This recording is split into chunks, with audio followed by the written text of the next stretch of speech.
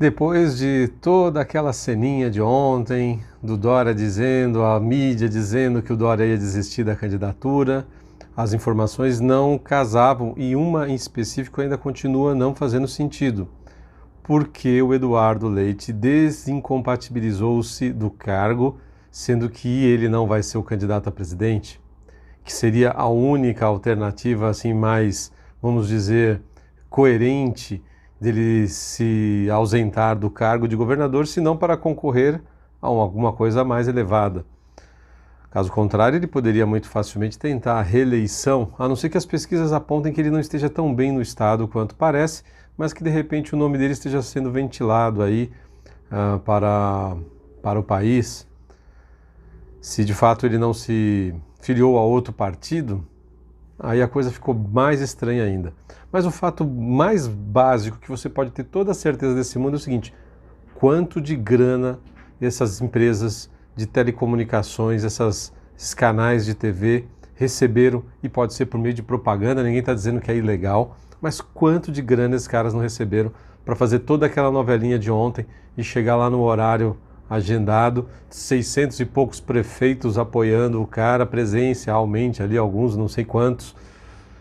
E aí todos os canais transmitindo ao vivo, que maravilha! Nem o presidente da República, nas suas entrevistas ou lives, consegue ter tanta atenção da mídia. A audiência quem tem é o presidente, não são esses canais. Quem dera para eles, eu imagino, na cabeça deles, eles tivessem a audiência que o presidente tem. Mas o que vale para esses caras é o dinheiro. Então, quanto será que eles não estão recebendo? A gente sabe que o ano passado houve um aumento substancial de verba no orçamento do estado de São Paulo para propaganda. Corte na parte de saúde, né, de receita ali, de valores destinados à saúde, e, por outro lado, aumento na verba de publicidade. E aí esses caras estavam todos lá dando a notícia. O pior governador do estado de São Paulo, de toda a história do estado, está lá fazendo aquela... Não percebeu ainda que ele está desconectado da realidade, e a população, por meio das pesquisas, indica com muita serenidade que esse cara não tem a menor chance. Por um lado é bom, espero que ele tome uma lavada e que a população prove para ele o quanto ele foi ruim e medíocre na sua gestão só do Estado, mas da pandemia e a sua gestão como figura pública. E aí, dentro desse tema, já que estamos falando um pouco de jornalismo, eu vou ler para você o trecho de um livro que eu estou lendo, que é A Sagração da Primavera, do Modris Eckenstein, se é que essas pronúncias são sempre difíceis.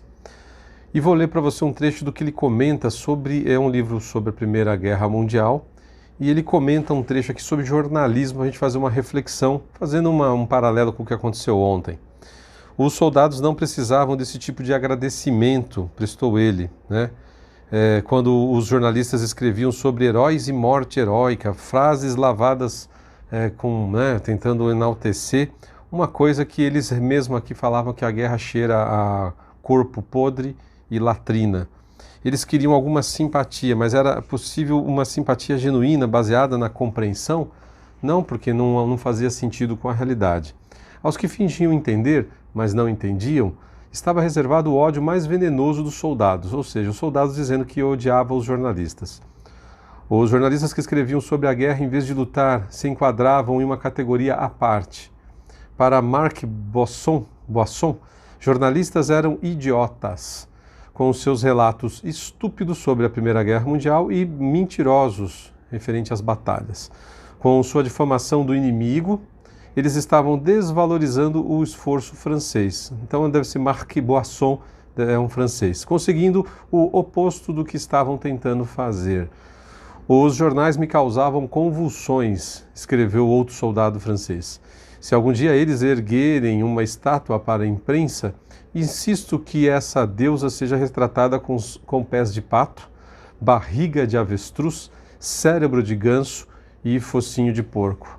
Já faz bastante tempo que eu venho insistindo, dizendo para vocês que existe uma relação bastante complicada, infelizmente, do público de querer se iludir com a realidade e, por outro lado, o jornalismo entregar uma mentira, uma fantasia para a população. E aí eu te pergunto, o quanto de realidade você suporta? O quanto de verdade você suporta? E aí, eu, você, qualquer telespectador ou leitor de um jornal ou algo do gênero, ficarmos buscando fantasias por meio desses caras, já faz mais de 100 anos, 150 anos garantido, que esses caras não passam de veículo de propaganda política.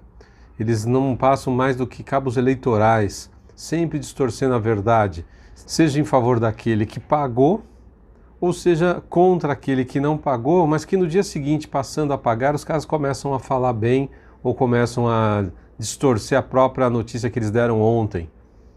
Você precisa ter consciência disso.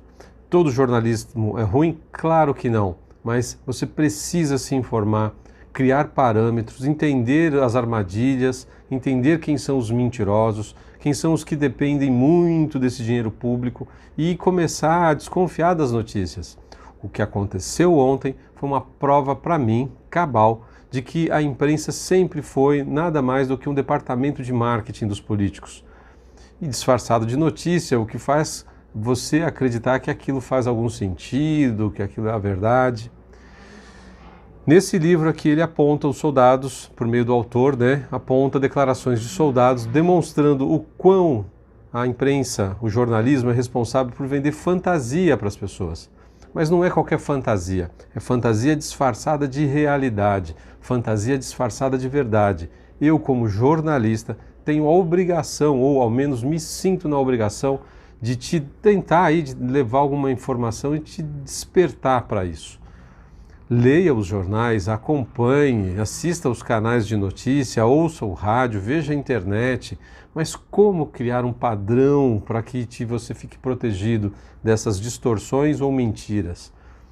Precisa ficar muito atento. Caso contrário, você nada mais do que está buscando por meio do jornalismo um anestésico, um analgésico, ou alguma coisa que diminua a sua dor psicológica, que é a pior dor que tem, porque as pessoas não sabem onde dói. A dor física, ao menos você diz, é meu dedo, meu braço, minha cabeça, minha perna.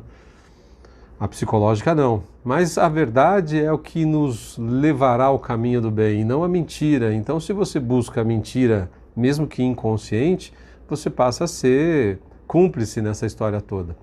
Vamos exigir um jornalismo mais profissional, mais voltado para a sua essência, que é de dar a notícia. Não vamos confundir a opinião de um jornalista com a verdade. Quando eu digo a minha opinião aqui, eu quero que você junte o que eu digo com outras coisas, com outras pessoas, com o que as outras pessoas estão dizendo e tente tirar uma fotografia mais real do que está acontecendo. Ninguém pode ser o dono da verdade e não deve. Só que muitas vezes o leitor distraído, o ouvinte distraído, o telespectador distraído, o assinante distraído vai lá e tira aquilo como se fosse verdade. Calma. Esses caras deveriam te mostrar quando é uma teoria, quando é uma realidade, não misturando acusações como se fossem provas, ou o próprio discurso da pessoa ele toma como a própria realidade do mundo. E aí você, desatento, acaba caindo nessas conversinhas. A melhor pesquisa eleitoral que existe é das ruas. E me diga aí quais são os políticos que estão em condições de ir para as ruas. Por enquanto, apenas um. Esse cidadão de ontem, o senhor Dória, ele mal pode sair às ruas. Teve uma cena dele num shopping dando tchauzinho pro nada, pro vazio, só para editar um vídeo depois como se ele estivesse sendo ovacionado. Na verdade, as pessoas mal suportam ele. Basta ver que mesmo com tanta pesquisa mentirosa, ele ainda continua tão abaixo do mínimo aceitável para um partido com tanto dinheiro, com tanta estrutura. Na verdade, sinceramente, não é tão difícil assim. Basta um pouquinho de boa vontade. Se você se deixar levar pelas emoções, aí fica fácil do coisa ruim lá te dominar.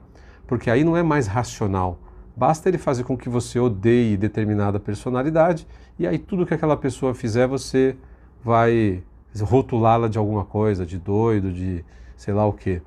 E aí você vai escolher Barrabás, guardadas as devidas proporções.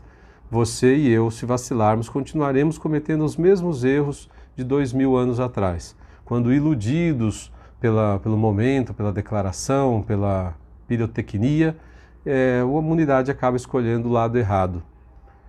Então, guardadas as devidas proporções, se você não tem, infelizmente, alguém que você possa ter certeza, e talvez nem devesse ter mesmo, que você possa dizer é 100% esse, então pelo menos faça uma análise de gradação. Qual que é o menos pior? Qual que não está envolvido em ladroagem, roubalheira? Qual que vem conseguindo entregar tanto para a população?